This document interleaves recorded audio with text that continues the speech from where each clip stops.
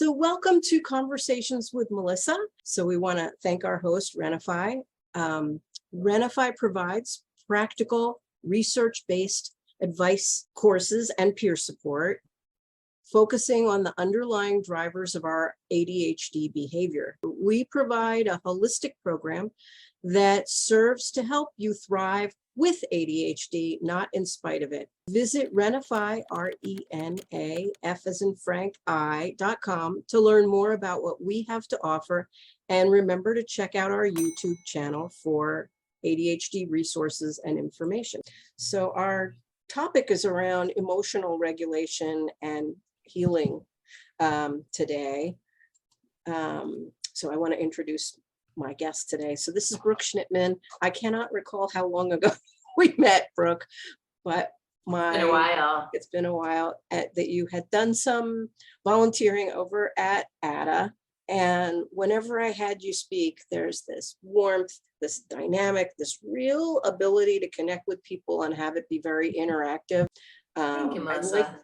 So I'm going to step back just for a second so you can get us rolling on this emotional healing conversation. Great. So what kind of things are trauma when we're walking through our lives and we're not quite sure why did that one thing that person said that seemed innocuous, why did that push our buttons?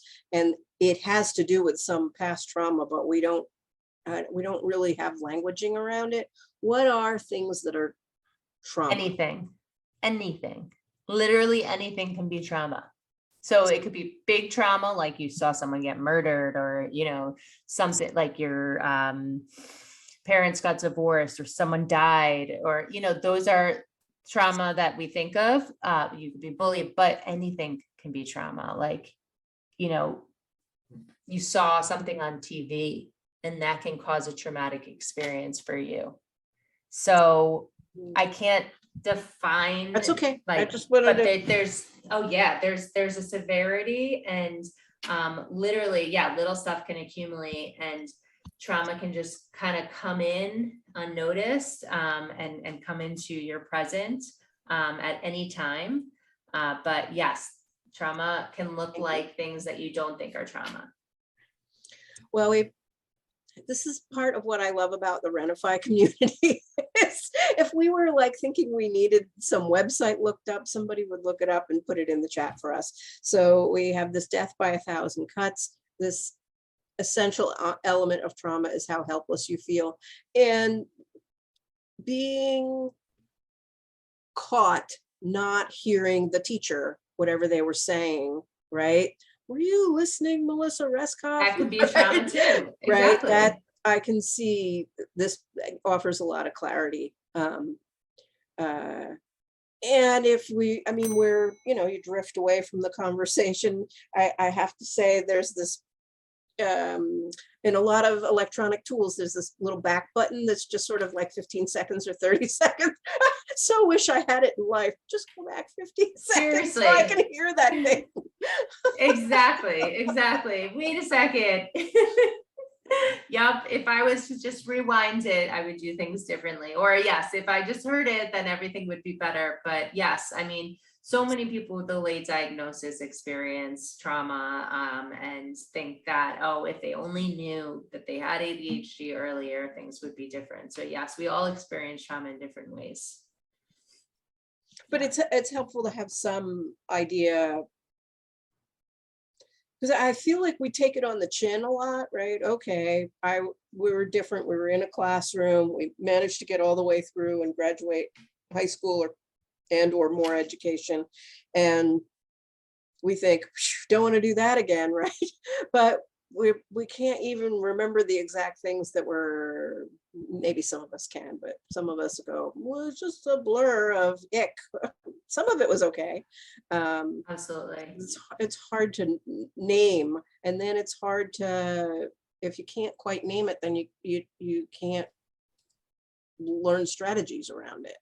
That's what I think we're talking about here is. Correct. So like identifying what it was and how you felt, and then try to move forward with it. But if you can't figure out what it is, right, you're kind of just stuck in it. There is someone, and I'm trying to find his name. It starts with a G. And if I think of the name afterwards, I'll send it to you. But he talks a lot about trauma and what that looks like. So as soon as I figure it out, I will send it to you guys. Gabor Mate. Yes. Thank you. Yeah. You knew. Gabormate. Yes. Very interesting stuff on YouTube from him. Yeah. You know, I had a little note to myself to ask you about emotional monitoring. What is that? And what is that?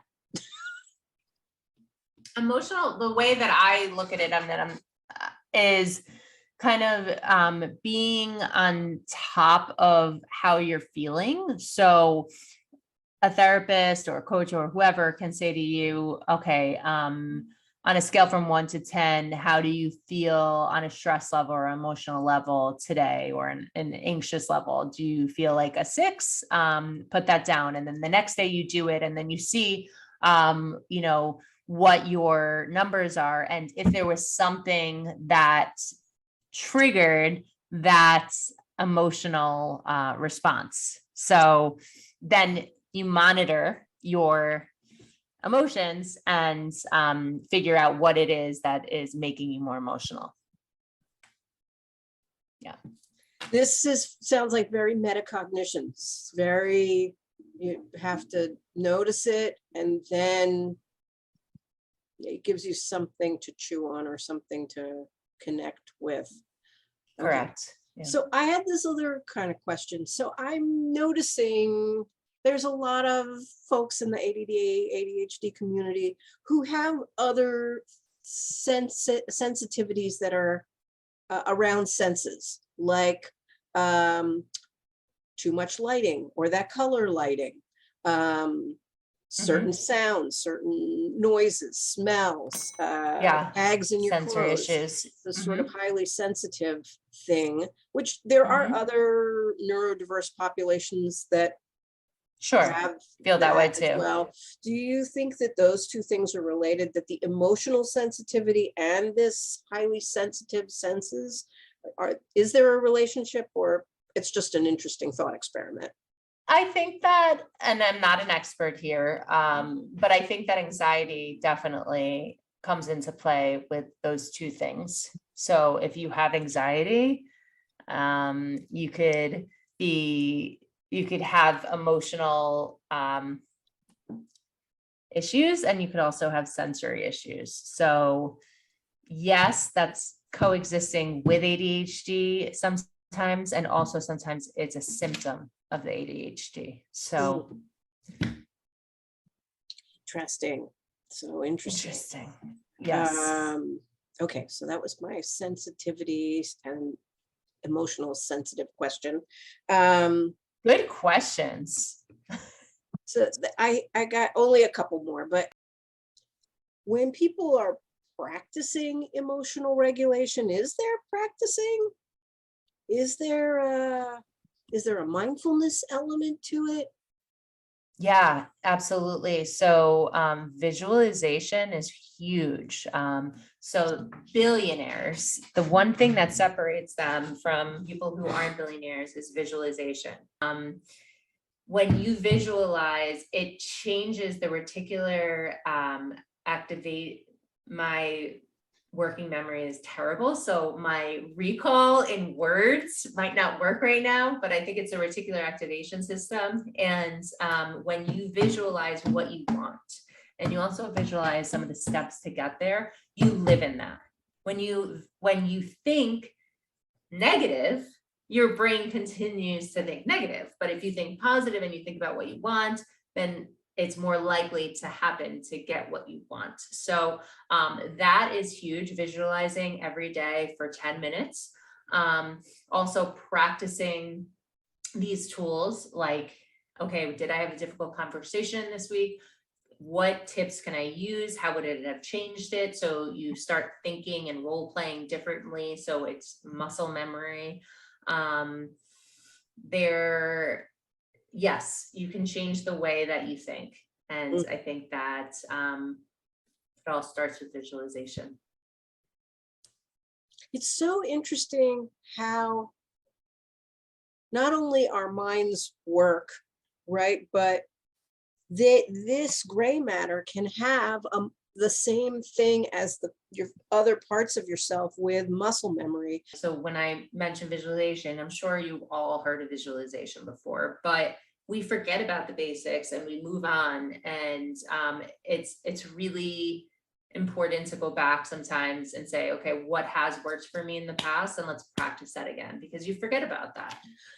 And I think there's just a little bit of a dopamine hit for problem solving versus what worked for me last time. We never ask that question. We just reinvent the wheel of, okay, how am I going to solve this whole problem? Always.